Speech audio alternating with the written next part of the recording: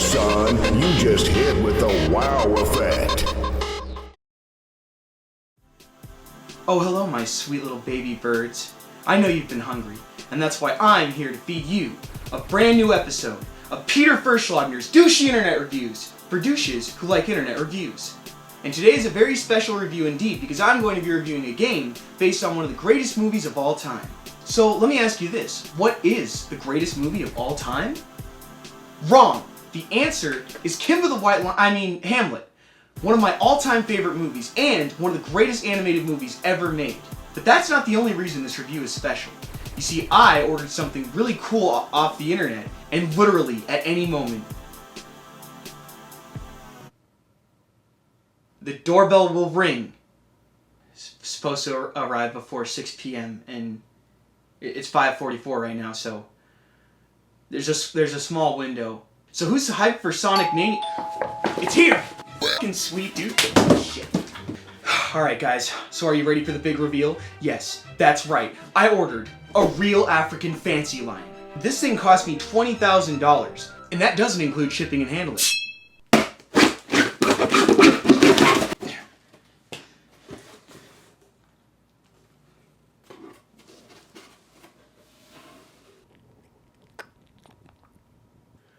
Oh my god, he's so majestic.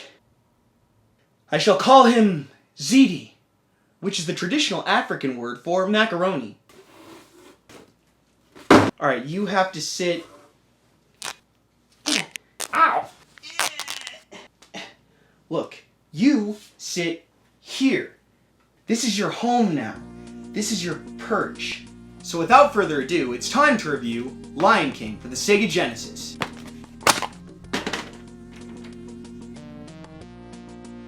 So The Lion King is an awesome action platformer where you play as Simba as he grows from a chameleon-stomping cub to a cheetah-slaughtering lion on his quest to avenge his father's death and take his rightful place as king.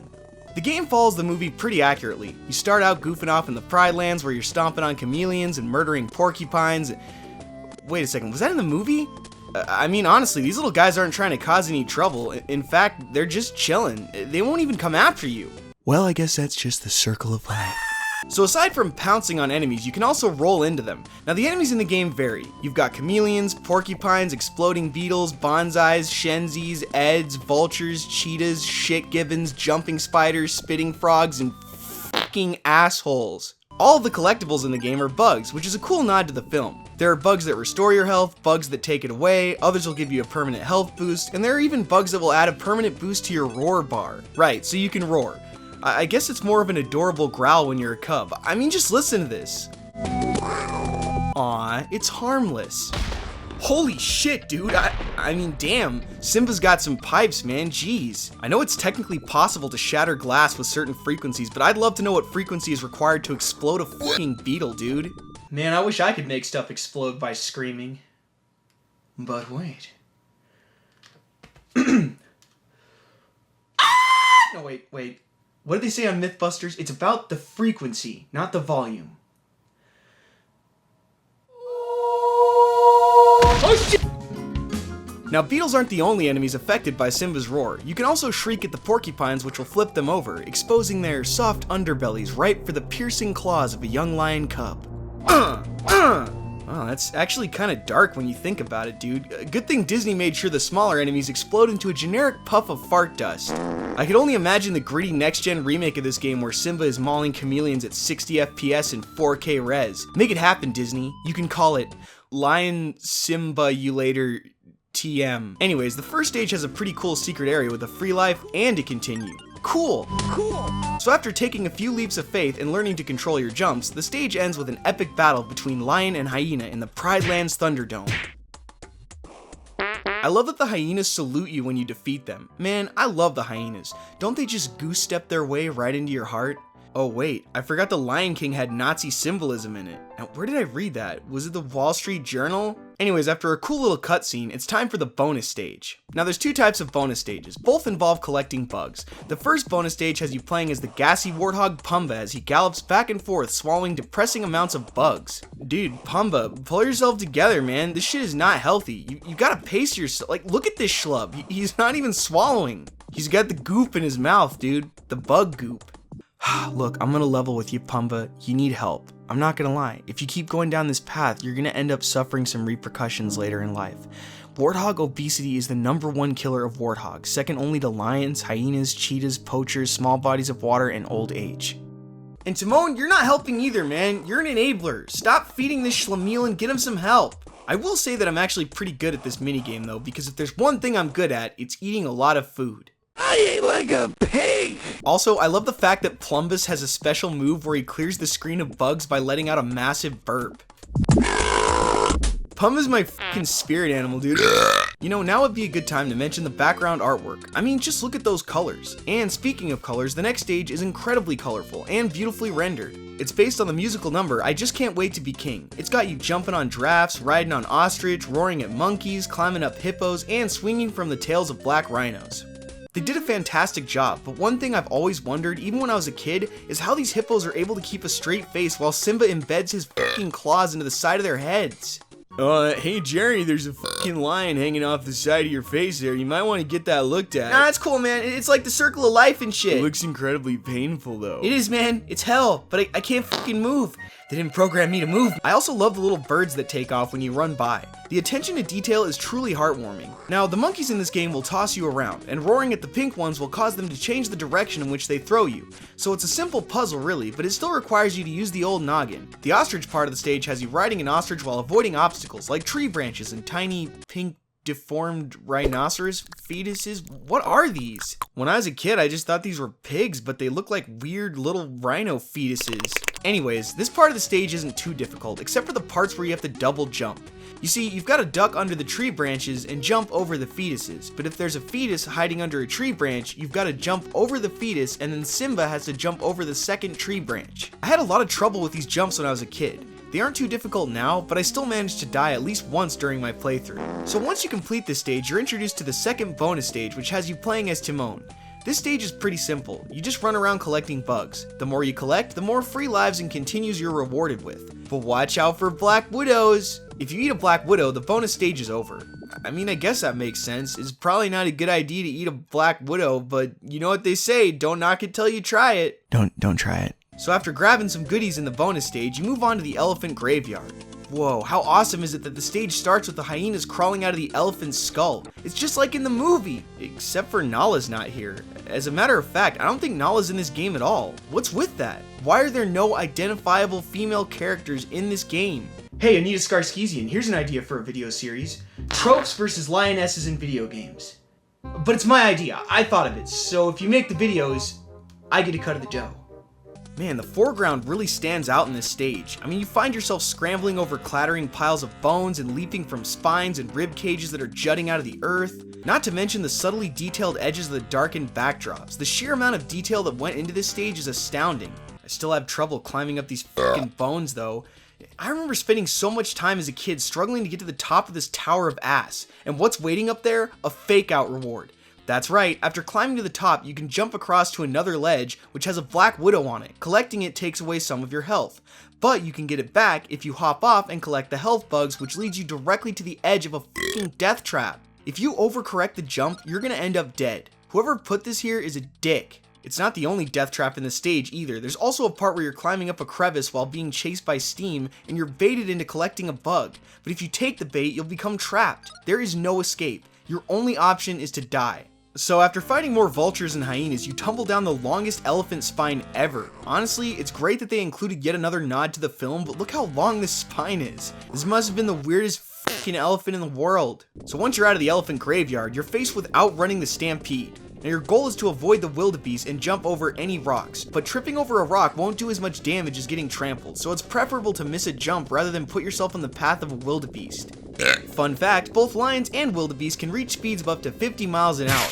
The more you know. Anyways, this stage is pretty challenging, but I've basically memorized it over the years, so the difficulty really isn't too bad. After completing it, there's a small cutscene of Scar telling the hyenas to kill Simba. Look at how cool this looks. It's minimalistic artwork, but it looks awesome. See, this is a great example of 16-bit artwork done right. Sometimes less can be more, especially when it comes to graphics compressions on older game systems. However, I can't help but feel like they left something out of this cutscene. Yeah, I guess I can understand why they wouldn't include a 16-bit version of one of the saddest scenes in the history of cinema. Honestly though, chances are that any kid playing this game has already seen the movie. Man, that scene must have left a lot of young children scarred. Scarred. Get it? So the next stage is Simba's Exile. This stage is incredibly frustrating. There's a constant barrage of falling rocks, an abundance of enemies, and there are portions of the stage where you're being chased by boulders like a fuzzy little Indiana Jones. Oh god, oh no, oh god, oh god, oh god, please no, don't let me die. Holy shit, that was a close one. So after bowling through porcupines and completing some intense acrobatics, the stage ends with Bonsai threatening Simba. If you ever come back, we'll kill ya! It's too bad they didn't include the scene where Bonsai spits stickers in Ed's face. Speaking of spitting, stop it!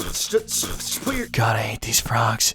This stage is infested with tiny enemies like frogs and spiders. However, the single most frustrating aspect is the waterfall. So after sliding down a bunch of tiny waterfalls, you find your way to the main source, a giant waterfall that's riddled with logs. Now you're supposed to work your way to the top by jumping from log to log, but it's incredibly difficult. See, the logs fall at different speeds, and although there's some kind of pattern, it's really hard to follow. Not to mention that if you slide your way to the lowest point of the stage before you reach the waterfall, you'll have to jump your way to the base of it before you can ascend.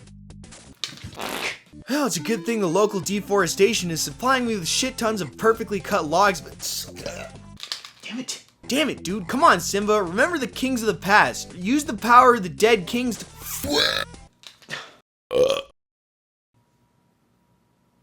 Fine, you try.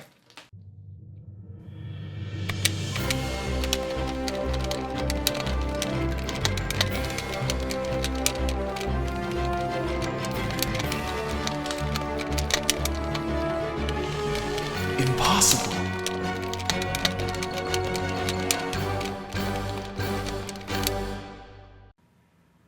Give me that. I could have done that easily. I was testing you and you failed because you're dumb. And your face is stupid. So at the end of the stage, you have to fight a boss. It's a giant gorilla eating a banana who throws coconuts at you and slams the ground. Man, this dude is savage. He's not even slightly invested in this fight. Look at him. He's completely indifferent about chucking coconuts at a child. Somebody must have shit in this guy's coffee or something. Anyways, he's defeated when his anger gets the best of him and he destroys the very ground beneath his feet, plunging into the water like a big doofus. Wow, nice going, plebeius. What are you, some kind of idiot? Wait a second. Gorillas can't swim? Oh my god. We just witnessed a very tragic death. But this has taught us something very important. You see, the gorilla falls into the water. His bloated corpse feeds the piranha. The birds eat the piranha, and the antelope eat the birds. Such is the circle of life. One day you'll understand, Zeddy. One day. So after defeating the gorilla, you begin playing as adult Simba. This stage has you fighting cheetahs and tiny monkeys as you follow Rafiki because of course, he knows the way. Look, I'm sure I'll say it a million times, but I hate tiny enemies. However, nothing is more satisfying than slapping these little bastards off their perch. Throw rocks at me, will you? Double kill. Triple kill. You can also defeat them with your mighty roar. Oh hey little fella, couldn't help but notice you were tossing rocks at my ass back there. Alright, so fighting the cheetahs isn't too tough. You see, Simba now has a scratch attack, and he can also pounce on enemies and maul them. There are certain parts of the stage that will spawn cheetahs, and I learned at a very young age to cheese the spawn points by crouching down and slapping the shit out of the would-be army of cheetahs. I guess you could say I'm cheetah-ing. Get it? Get it? So after an encouraging dead father-to-son talk, Simba begins making his way back to the Pride Lands, but first, he's gotta bitch slap some bats, and play hopscotch over lava. Oy vey, always with the fucking bats, dude. Whoa, this lava is dangerous. This whole stage is dangerous. Danger? I laugh in the face of danger. Fuck. God, these little chiropterans are starting to piss me off. Dude, fucking dude. Oh god, not this part. This is so unfair. You're supposed to outrun this boulder, but you've got nowhere to run. You basically have a millisecond window to drop down at the end, and you better hope you don't accidentally grab the ledge. I hate this part. Alright, so after some more lava surfing and ledge leaping, you face off with the stage boss. Rocks and lava. This is kind of a strange boss for a Lion King game, but it's still creative. You see, your goal is to avoid the falling rocks and geysers of lava, and eventually the geysers will be capped off by huge stones. It's pretty simple. As a matter of fact, once you've capped the first lava geyser, you can just wait out the rest of the fight. Every time a lava geyser bursts, Sauron gets his nut.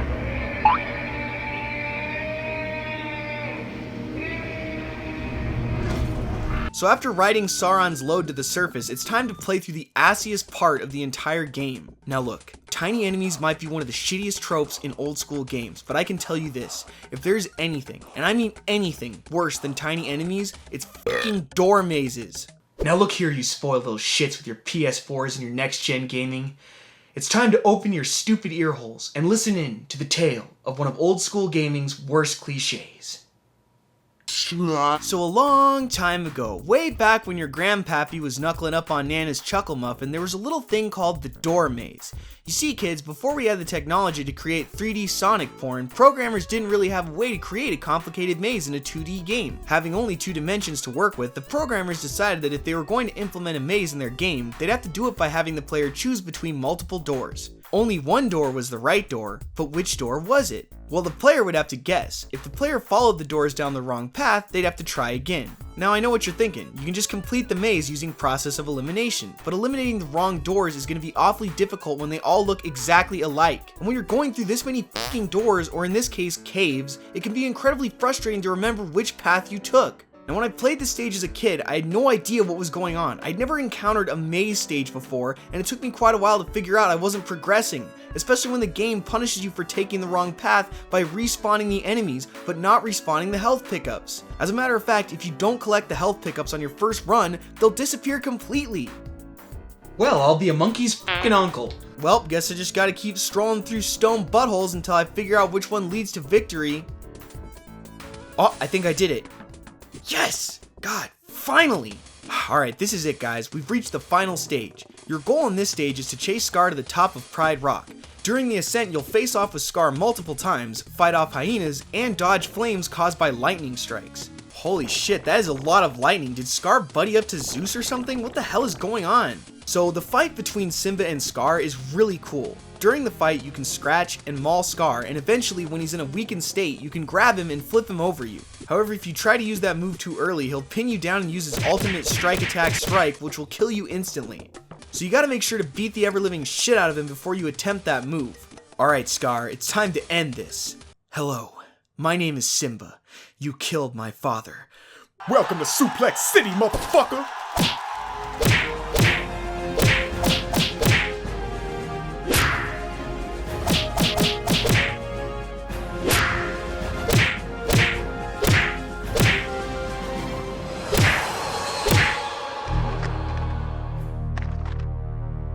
Offer me money.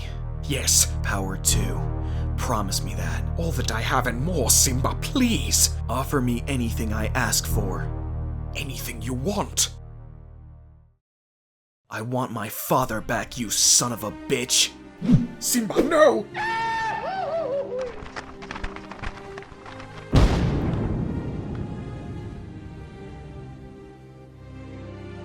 Swear! Well guys, I love this game. Probably more than I should. Honestly, it's a brilliant platformer with beautifully designed levels, fantastic graphics and animations, smooth and responsive gameplay, and awesome renditions of the soundtrack from the film. I cannot tell you how many hours I've spent playing this game.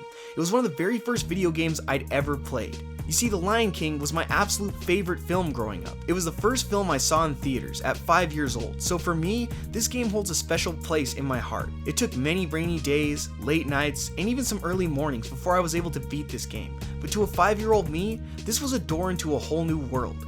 I was playing as my favorite character from my favorite movie. I was making the journey. I was overcoming the obstacles. I was fighting the villain, and against all odds, I defeated him. And I took my rightful place as king. I give this game 5 10 out of 10s out of 5. Now don't forget to like, subscribe, and leave a comment in the comment section below. And if you enjoy these reviews, please consider donating to my Patreon so that I can afford to be part of the great circle of ramen noodle soup. And now it's time for Comments with Peter, the part of the show where Peter reads your stupid fucking comments.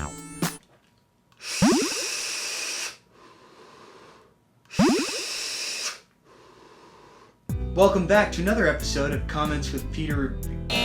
Where's comments? The part of the show where I read your comments. Today I'll be enjoying a nice pink grapefruit Perrier. If you're wondering why it came in a brown bag, it's because apparently the store clerk thought it was alcohol. But I kept the brown bag because brown bags are cool.